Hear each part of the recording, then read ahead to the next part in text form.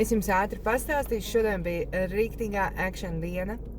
Es atbraucu mājās, tagad ir atslābums, bet man reāli tā ka visu nakti bija šaursliežu dzelzceļš ar 212,000 domām vispār vienā minūtē, un es nevarēju līdz pēdējiem izdomāt, what to do. Bet ir tā, ka tagad puse no ēzelīšiem ir devušies brīvdienās Meksikā. Jā, un tajā pusē, kas ir Meksikā, nav grūtnieču.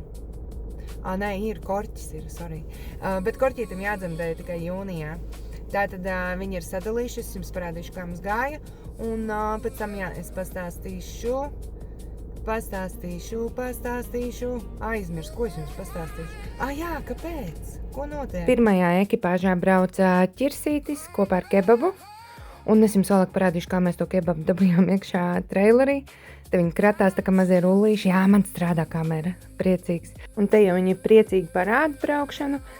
Kebabs izved godapli, viņš katru gadu atbrauc pirmais. Viņš, protams, arī vislabāk zina to loģistikas pasākumu visu un izprot, ka būs jābrauc. Viņš pat nopietni, viņš zina, pastieties, cik viņi priecīgi, viņš zina, ka būs jābrauc un viņš gaida, ka būs jābrauc. Tālāk nākamajā porcijā mums ir pupausītis un korķītis. Korķītim, starp citu, ir jādzemdē tikai jūnijā, tā ka šitas ten ir pilnīgi safe.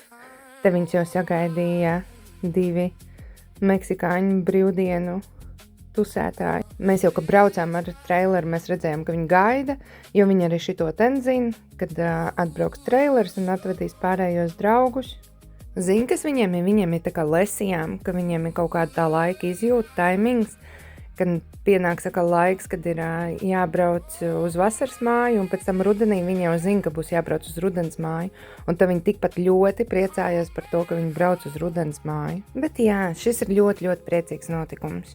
Nākamais vasaras sirdīs sildošais notikums būs tas, kad pienāks tas siltais vakars, un ka varēs dzirdēt vienkārši sētā jau, ka tur šļakstās ūdens dīķī, un tad aiziet pastīties, un viņi tur visi būs ievākušies, un viņiem būs baseina ballīte. Jā, tas arī katru gadu tas pirmais tusiņš ūdenī arī ļoti piemīlīgi. Jūs redzat, cik mazie pīrādziņi ir priecīgi. Ēzelīši. Ķirsīts puišaļiem netiek līdzi un korķītim vispār grūti iet.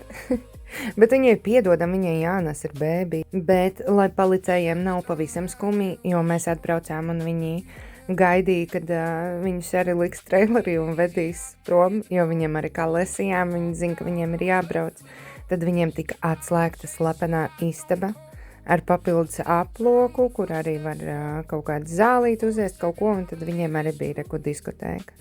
Un, kā redzams, grūtnieces ir ļoti atraktīvas.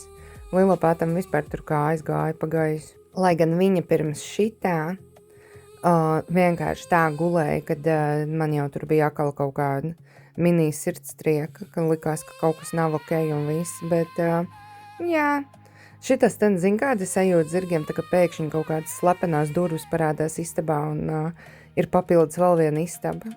Kaut kā tā, gribēju jums parādīt, kad visiem ēzelīšiem šodien bija priecīga diena, un tā kā viņiem bija priecīga diena, tad arī mums bija priecīga diena.